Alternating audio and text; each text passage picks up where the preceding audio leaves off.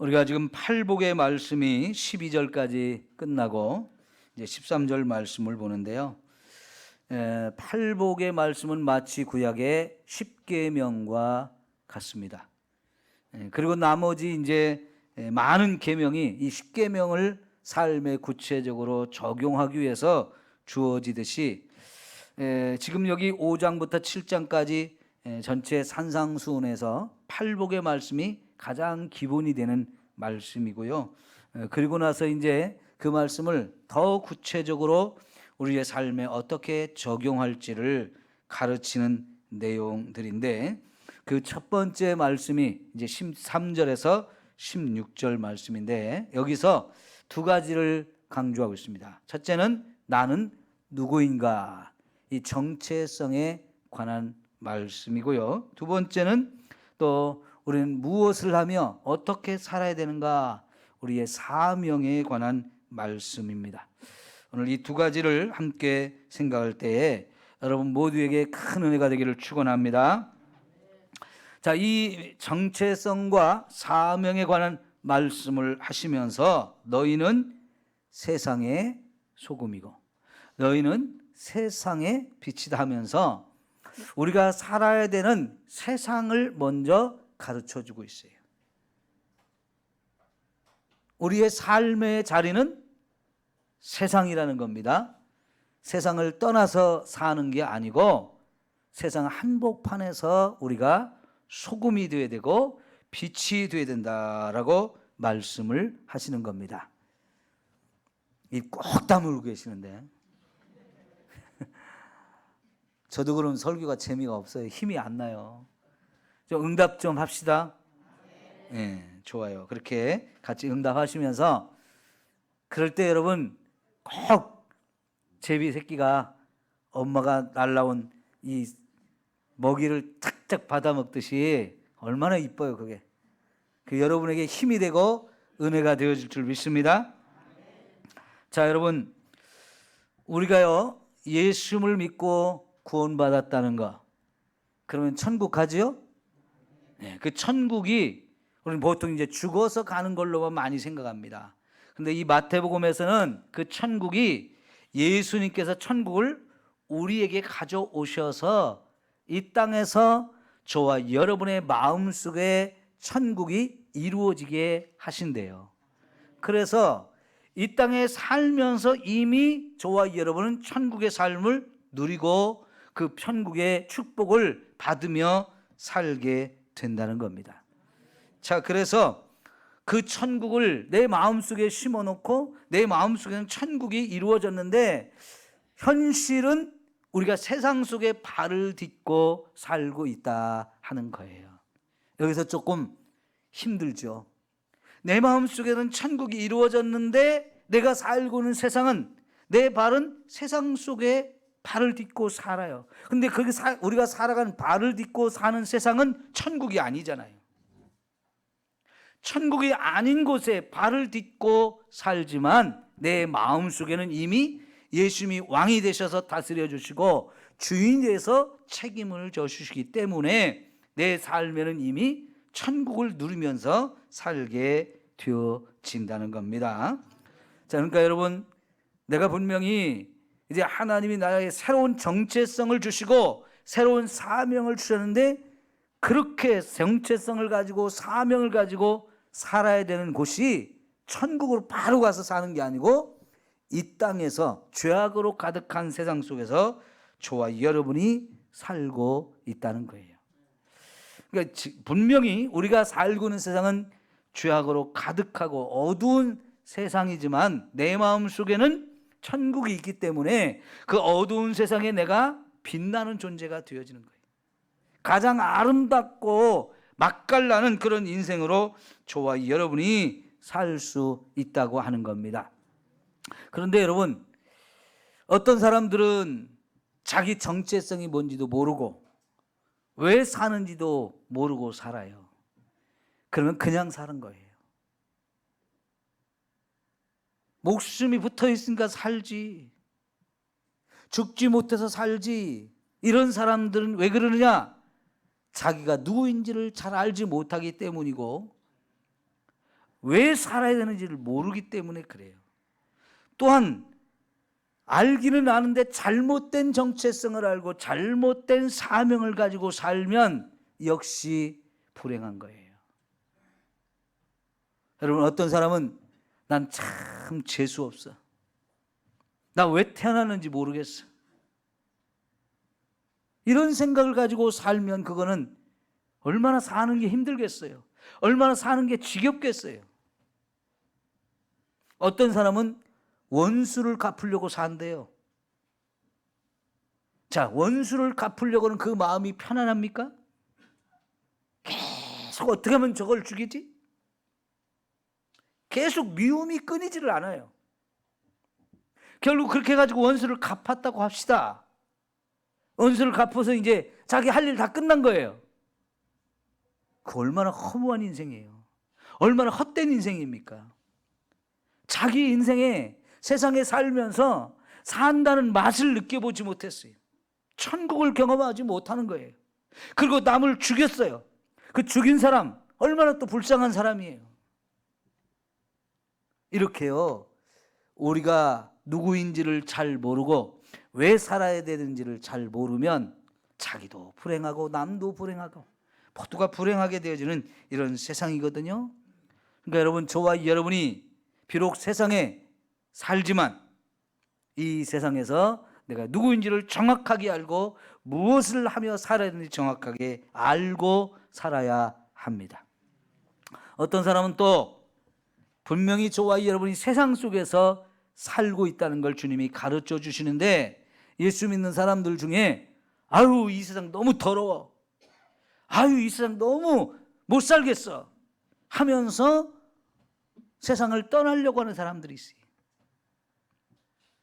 TV를 보는 중에 사람들이 나는 자연인이다 하는 프로그램을 좋아하는 것 같아요. 여러분들 그렇게 살기를 원해요? 근데 은근히 그걸 원하면서 또 보는 사람들, 즐기는 사람들이 많이 있어요. 왜 그럴까요? 세상 사는 게 너무 복잡하고 힘들고 어려우니까 그렇게 좀 훌쩍 떠나서 혼자 좀 자유롭게 살았으면 좋겠다는 생각을 갖는데, 여러분 지금 여러분에게 그 사람들처럼 저 깊은 산속에서 혼자 살라고 하고 저 사람 살지 않는 낙도에 무인도에 가서 혼자 살라고 하면 살 사람 몇이나 있을까요? 남신이가 손드는데요. 막 안 된다고. 안 돼요. 그래요. 거기 가서 홀로 독야청청하리라. 그게 진짜 행복이 있을까요? 그 사람들도 사람이 세상에서 너무 지쳐가지고 너무 상처받고 사는 게 힘들다 보니까 좀 떠나서 치유도 받고 회복이 되려고 그렇게 가기는 했지만 결국은 가족까지 다 떠나는 건 아니잖아요. 여러분, 하나님께서는 저와 여러분에게 이 세상이 우리가 사는 곳이라고 말씀을 하시고요, 그 세상 속에서 하나님의 자녀로 빛으로 소금으로 당당하게 살라고 말씀을 하십니다. 자, 여러분이 바다에서 물고기를 잡으면서 많은 시간을 이렇게 살아오셨는데, 자, 바닷물은 짜지요? 근데 거기서 잡은 물고기 걔네들 짭니까? 짠 물고기 물속에서 평생을 살지만 그 물고기에 고기까지 짜지는 않아요. 그러니까 그 물고기 잡아가지고 요리하려면 또 우리가 소금을 쳐야 먹어요. 그러죠? 왜 그래요? 짠 물속에서 살지만 그 살까지, 물고기의 살까지 다 짜지는 않아요. 그 바닷물의 짠기가 물고기의 이 살을 짜게 만들지는 않는다는 얘기예요. 그런데 여러분, 죽은 물고기는 소금에 절이죠. 그러면 소금에 절이면 그 짠 물기가 살 속으로 파고 들어갔죠. 그러니까 우리가 또 먹고 살잖아요. 살아있는 물고기는요, 아무리 짠 물 속에 살아도 자기 몸이 소금에 절여지는 않는 거예요. 그 물고기가 물을 떠나서 살 수 있을까요? 아, 나 여기 짜서 못 살겠어. 그러면 사나요? 아니죠. 그래도 짠 물 속에서 살합니다. 배를 또 생각해 보세요. 배가 물 위에 둥둥 떠다니는데 배 안으로 물이 들어오면 그게 배가 어떻게 되겠어요? 가라앉아. 죽을 수밖에 없어요. 쓸모가 없어요. 그러니까 배는 물 위에 떠다니지만 물이 들어오지 못하도록 철저하게 방수 처리가 되어 있어야 돼요. 그 배를 산 위에다 갖다 놓으면 그게 배입니까? 아니죠. 배는 물 위에 떠다녀야 돼요. 그러나 그 안에 물이 들어오게 해서는 절대로 안 됩니다. 심지어 물속 깊이 들어가 있는 잠수함도요, 그 속에 물이 들어오게 하면 그건 잠수함이 아니잖아요. 그 속에 있는 사람이 다 죽잖아요. 그죠? 여러분, 우리가요 세상 속에 죄악으로 가득한 속에서 살지만 저와 여러분은 내가 하나님 자녀이고 그 하나님께서 우리를 세상 속에서 소금으로 빛으로 살게 했다는 사실을 기억하면서 거기서 진짜 소금의 맛을 내고 빛을 비추며 살아야 할 줄 믿습니다. 이 정체성, 그래서 저와 여러분에게 너무너무 중요합니다. 이 정체성을 우리가 어디에서 어떻게 알 수 있을까요? 저도 청소년기에 난 왜 태어났는가? 왜 살아야 되는가? 내가 누구인가? 이러한 질문이 내 안에 파고 들어왔을 때 그걸 알고자 참 많이 몸부림을 쳤어요. 그런데 안타깝게도 세상에 그걸 가르쳐주지를 않더라고요. 선생님들한테 가르쳐줘도 물어봐도 그냥 대충 살아. 살다 보면 좀 그냥 살아지는 거야. 복잡하게 골치 아프게 그런 거 생각하지 말고 그냥 살아. 선생님들도 그러더라고요. 그런데 여러분, 부모한테 가서 나 왜 낳았어요? 이렇게 물어보면 여러분 대답할 수 있어요? 그런 거 물어보지 마. 그냥 살아. 마치 그런 거 물어보면 싼 놈 같으잖아요. 그게 사실은 부모님한테 그걸 못 물어봐요. 그럼 우리는 내가 누구인지, 내가 무엇을 위해 살아야 되는지 어디서 알아봐야 되는 거예요? 누가 가르쳐줘요?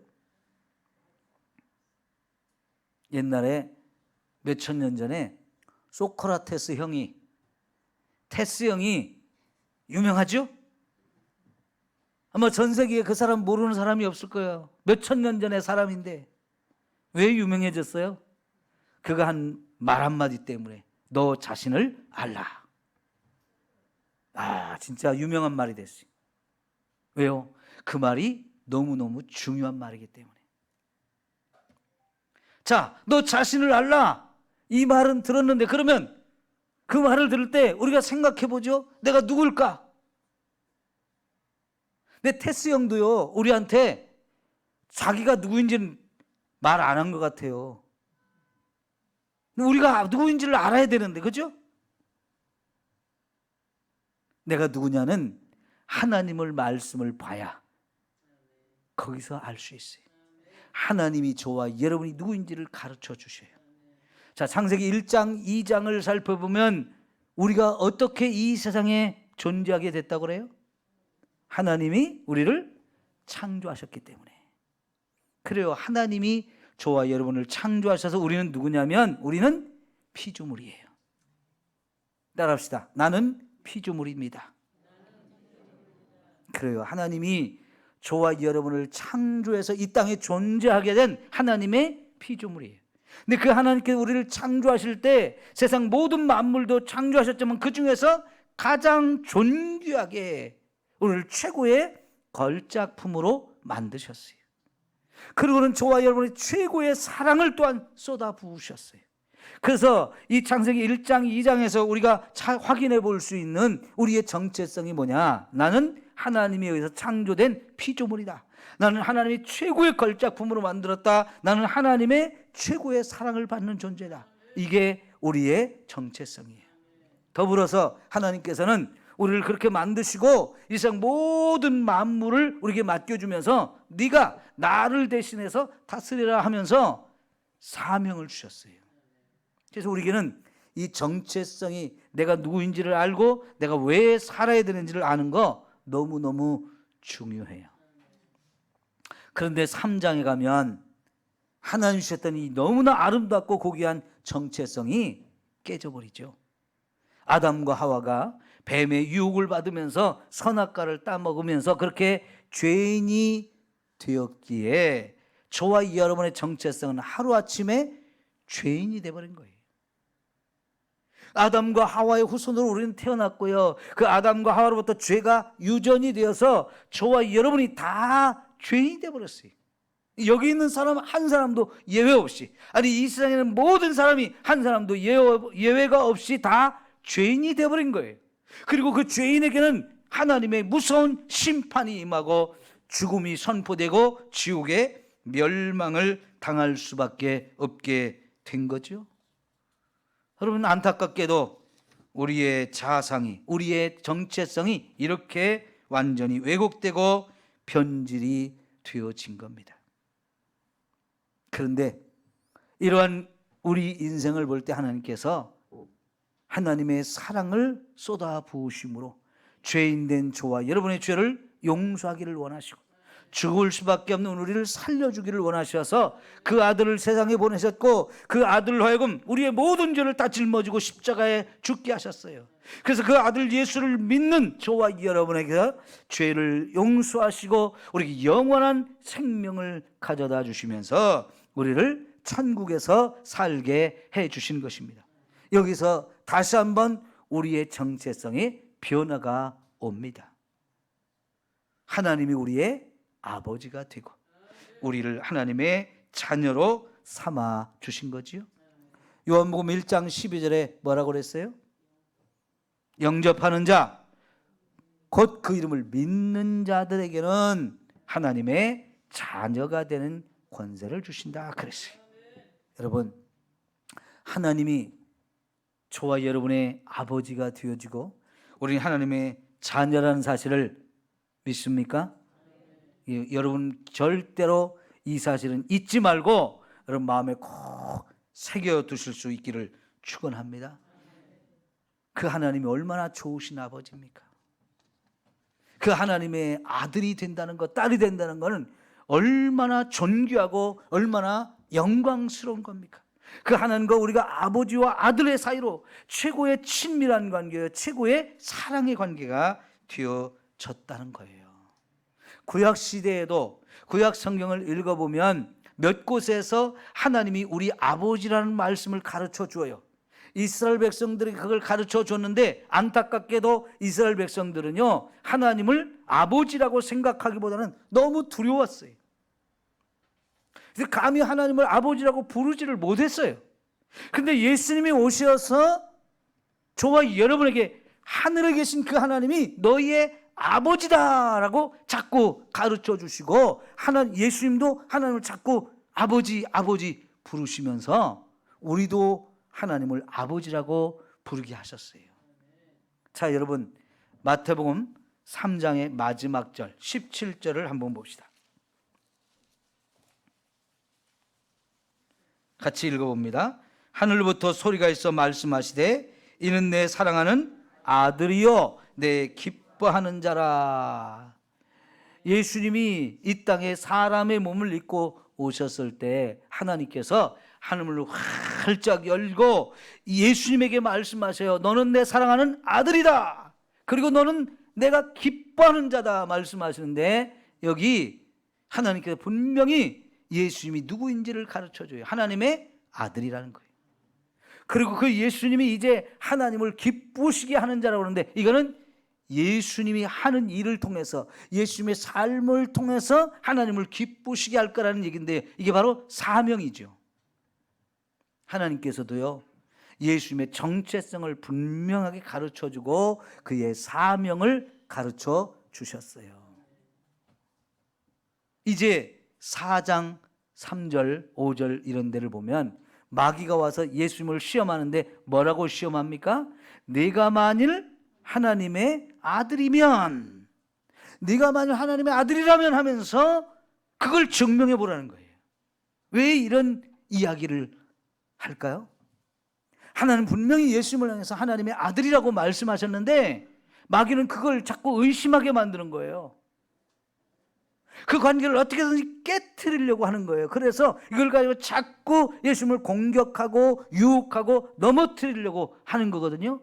이 하나님의 아들됨이 너무너무 중요하기 때문에 그런 거예요. 오늘 5장을 우리가 보았는데 5장 16절 한번 다시 읽어봐요. 시작. 이같이 너희 빛이 사람 앞에 비치게 하여 그들로 너희 착한 행실을 보고 하늘에 계신 너희 아버지께 영광을 돌리게 하라. 자, 여러분 이제 5장, 6장, 7장까지 계속해서 하나님이 너희 아버지야. 예수님이 계속 우리에게 그걸 가르쳐주고 하나님을 아버지라고 부르라고 말해요. 여러분이 정말 하나님을 아버지라고 부르죠? 네. 그게 얼마나 귀하고 아름다운 정체성인지. 여러분 좀 제발 하나님을 아버지라고 부르는 게 얼마나 귀한 일인지 좀 알고 부르세요. 나 같은 죄인이 하나님의 아들이 된 거예요. 그러면 그게 얼마나 영광스러운 일인지 그걸 좀 알고 진짜 하나님을 아버지라고 부르는 저와 여러분이 되었으면 좋겠습니다. 자, 여러분 그러면서 이제 예수님께서 저와 여러분에게 이 세상에 살 때 내 하나님의 아들 된 우리는 세상에서 소금이 되고 빛이 되어서 살아야 된다라고 말씀하셔요. 이 빛이 되고 소금이 되는 거 귀하고 아름다운 일입니다. 당당하게 하나님 자녀로서 내가 세상에서 소금이 되고 빛이 되는 이 역할을 우리 잘 감당해야 할 줄 믿습니다. 자, 그렇게 살라는 거예요. 그래서 내 삶을 통해서 내가 세상과 다르다는 것, 나는 하나님의 자녀이고 하나님 나를 소금으로 만들고 빛으로 만들어 주셨다는 것을 당당하게 증명해 보일 수 있어야 되고 사람들로 하여금 나를 인정하게 그렇게 만들어야 한다는 얘기예요. 여러분, 그런데 우리가 살아야 되는 이 세상이 소금이 필요하고 빛이 필요하다는 거예요. 그럼 뭘 말하는 겁니까? 썩어가고 있대요. 어둠으로 가득 차고 있대요. 세상의 죄악으로 썩고 어둠으로 가득한 그 모습이 창세기 6장 5절, 6절, 7절에 나오는데요. 여러분 창세기 5장, 6장 한번 찾아봅니다.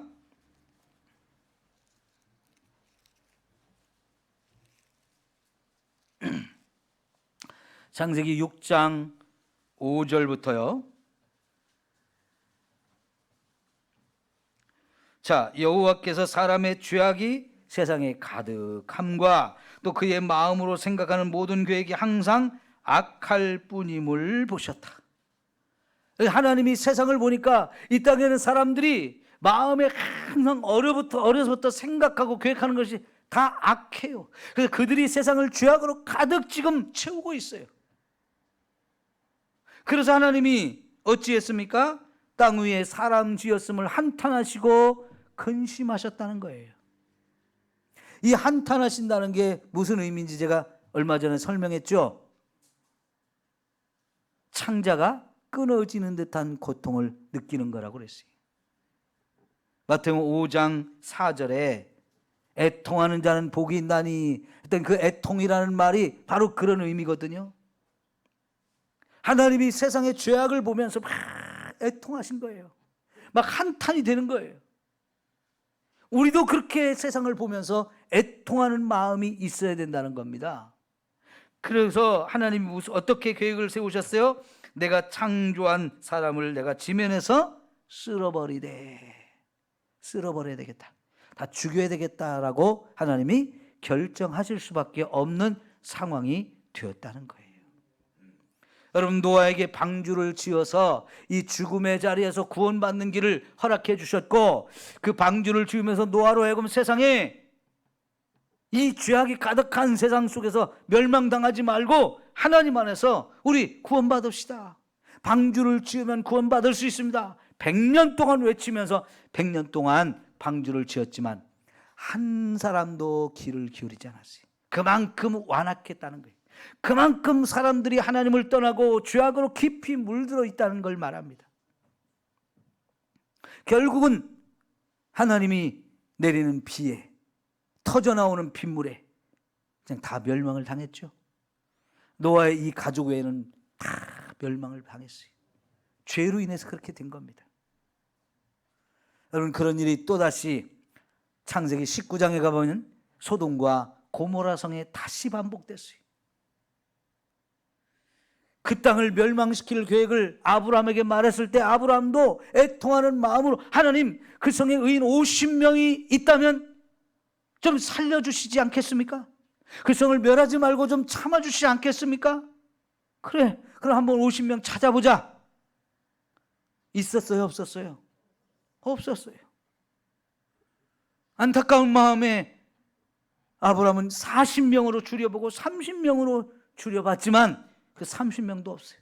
또 다시 25명으로 줄이고 20명으로 줄이고 10명까지 줄여봤지만 그 성에는 의인이 10명도 되지 않아요. 그만큼 다 타락하고 그만큼 죄악이 깊었다는 얘기입니다. 하나님의 멸망을 내리지 않을 수 없는 상태까지 왔다는 겁니다.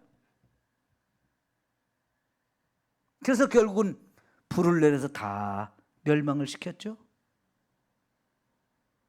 여러분, 예수님이 다시 오시는 날도 그렇게 될 거라고 그랬어요. 예수님이 다시 오시는 날 온 세상을 불을 내려서 멸망시킨다고 그러는데 왜 그렇게 합니까? 세상이 점점 더 악해지면서 죄악으로 더 가득 찰 것을 하나님은 미리 아시기 때문에 그런 계획을 세워놓으신 거예요. 그러면서 저와 여러분에게 그 세상 한복판에서 살라고 말씀하셨어요. 그러면 여러분, 이 죄악된 세상 속에 우리가 살면서 세상의 죄악의 영향을 받아서 우리도 죄를 지으며 살아야 됩니까? 아니면 그 죄악된 세상 속에 살아도 우리는 소금이 되고 빛이 돼야 됩니까? 빛이 되고 소금이 돼야 우선 나를 지킬 수 있어요. 아까 물고기 예를 들어서 설명드렸지만 살아있는 물고기는 짠물 속에 살아도 절대로 자기는 짜지지 않습니다. 그러나 물고기가 죽으면 그 물고기는 짠물에 의해 절여져서 짜디 짠 고기가 돼요. 우리가 이 죄악으로 가득한 세상은 점점 더 악해질 겁니다. 세상은 점점 더 어두움이 깊어질 거예요. 그 세상 속에 살면서 내가 소금이 되지 않고 빛이 되지 않으면 나도 그냥 죄인이 되고 결국은 이 세상과 함께 나도 멸망을 당할 거예요. 그러지 않기 위해서는 여러분, 우리가 소금으로 살아야 되고 빛으로 살아야 돼요. 그래 내가 우선 살잖아요. 하나님은 먼저 저와 여러분을 이 죄악된 자리에서 구원해 내셨고 하나님의 자녀로 삼아주셨어요. 그런데 이제 너희가 소금이 되고 빛이 되라. 그 소금된 삶, 빛된 삶을 살아라고 말씀을 하시는 거거든요. 이게 우선은 내가 먼저 사는 길이에요. 그러므로 여러분, 정말 빛이 되시고 소금이 되셔야 합니다. 그러면서 저와 여러분이 빛이 되고 소금이 되기만 해도 우리의 존재 자체만으로도 세상에 썩어지는 것을 막을 수 있고 어두워지는 것을 막을 수 있다는 거예요. 여러분, 빛이 딱 비치면 어둠은 자연스럽게 없어지죠. 빛이 이기는 겁니다. 소금이 자기를 녹여서 짠물이 되어지면 그 짠물이 있으면 거기는 더 이상 부패하지 않아요. 썩지 않아요. 여러분, 그 소금으로 인해서 음식에 맛이 나지. 아무리 좋은 양념을 집어넣어도 소금이 빠지면 절대로 그 맛이 안 나요. 그죠?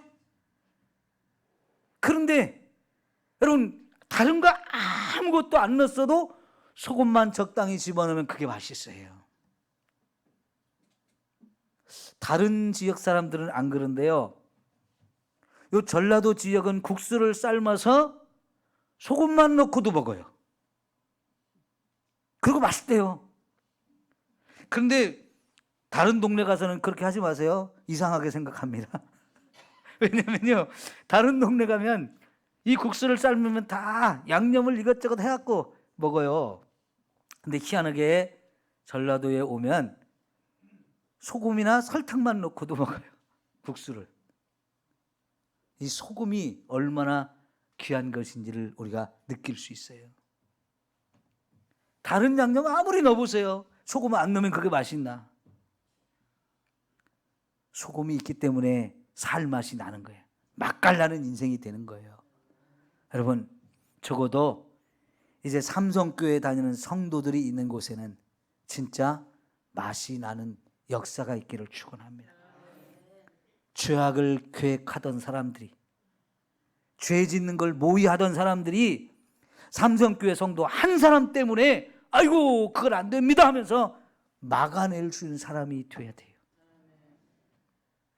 저 재수 없는 것이 들어와가지고 하면서 우리를 손가락질하고 욕하고 막 가라고 우리를 내치고 우리를 버려도요, 그건 영광스러운 거예요. 그건 자랑스러운 거예요. 그건 부끄러운 게 아니잖아요. 그래서 마태복음 5장에 여러분 10절부터 12절까지 보면 의를 위하여 박해를 받으면 너에게 복이 있다 그랬어요. 오히려 기뻐하고 즐거워하라고 그랬어요. 내 이로 나로 말미암아 너희를 욕하고 박해하고 거짓으로 너희를 거슬러 모든 악한 말을 할 때는 너희가 기뻐하고 즐거워하라. 하늘에서 너희 상이 크다라고 말씀하셨어요. 반대로 저와 여러분이 소금인데 빛인데 맛을 잃어버리면 그건 아무 쓸모가 없잖아요. 그래서 세상 사람들이 저와 여러분 짓밟아버리고 세상에서 버리고 무시해버리는 이런 상황이 되면 이거는 영광스러운 게 아니고 기뻐하고 즐거워할 일이 아니라 땅을 치며 통곡해야 될 일이에요. 저와 여러분 정체성이 사라졌다는 거예요. 사명을 감당하지 못하고 있다는 거예요. 여러분, 빛이 비추를 비추면 그거를 말로 덮어서 빛이 안 비치게 할 필요가 없다는 거죠. 빛은 당연히 확 드러나서 어둠을 밝히게 만들고 사람들이 점점 그 빛 가운데로 모여오게 하는 거. 이게 빛의 역할이거든요. 우리 삼성교회에 있는 성도들이 있는 곳에서는 이런 역사가 일어나기를 소망합니다. 그런 역사가 있어야 저와 여러분의 존재가 드러나는 것이고요, 저와 여러분이 세상에 살아야 될 이유가 거기서 나타나는 거잖아요. 근데 오늘날 우리 예수 믿는 사람들이 어때요? 세상에서 욕을 먹고 비난을 당하는데 뭐 때문에 욕을 먹고 비난을 받는 거예요? 역할을 잘 감당해서 그런 거예요? 아니면 역할을 못해서 그런 거예요? 역할을 못하기 때문인 거잖아요. 역할을 잘하기 때문에 비난받고 욕을 먹는다면 그건 진짜 자랑스럽고 정말 칭찬받을 일이고 상 받을 일이에요. 그런데 역할을 감당 못해서 받는 욕이고 그래서 버림받고 비난받는 거라면 이거는 진짜 우리가 부끄러워해야 되고 통곡해야 될 일인 거예요.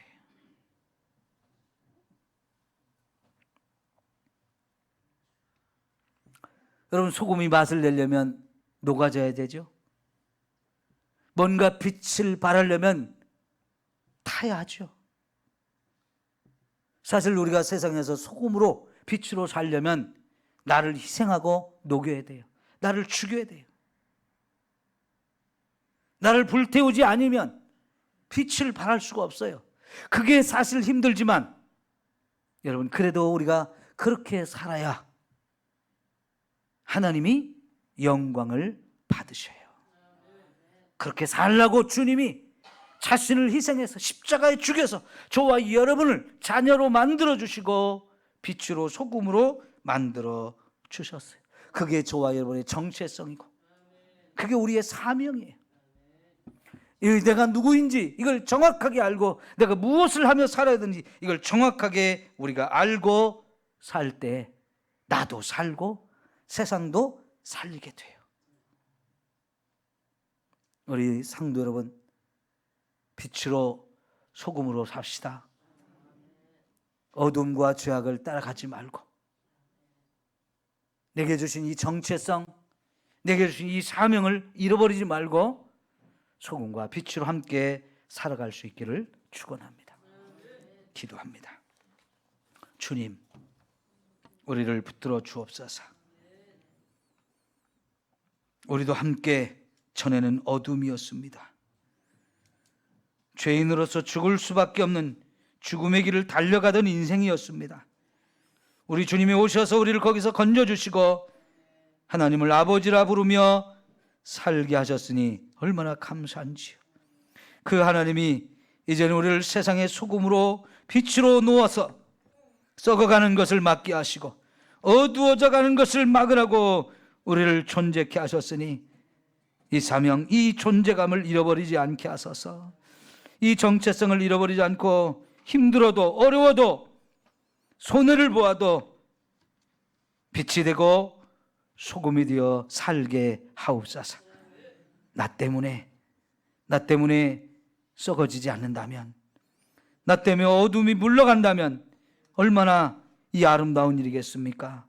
우리 성도들 모두를 그렇게 사용하여 주옵소서. 예수님의 이름으로 기도하옵나이다. 아멘. 찬송